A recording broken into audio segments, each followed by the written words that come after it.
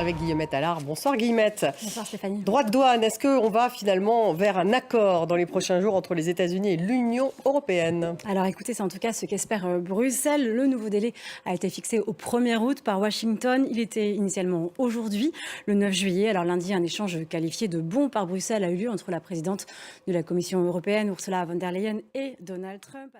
C'est dans ce contexte de guerre commerciale qu'au Japon, les vendeurs de riz s'inquiètent, d'autant que le riz est victime de pénurie Et oui, dans le au pays. printemps, exactement. L'État avait d'ailleurs été obligé de débloquer des réserves stratégiques car au Japon, le riz est un aliment indispensable. Son prix a presque doublé en un an. Les vendeurs craignent donc une dépendance accrue aux importations et réclament des politiques pour protéger le riz japonais. Loïc Chalavon.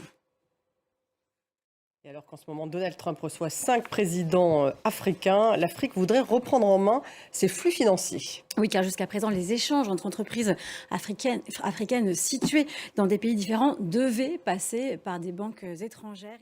Ce système réunit 150 banques dans 17 pays. Il doit donc permettre de réduire les coûts de transaction et d'accélérer les paiements. Et puis retour en France avec cette enquête de l'UFC Que Choisir qui met le doigt sur toutes ces stratégies commerciales qui sont finalement trompeuses. Oui, alors que les soldes battent leur plein, l'association alerte sur les fausses promotions, notamment sur les sites internet. Près de 9 prix barrés sur 10 seraient en fait de fausses réductions. Laura Baquet, Sigrid Demisoire et Xavier Roman. Merci Guillemette, c'est tout pour l'écho et on va passer au sport.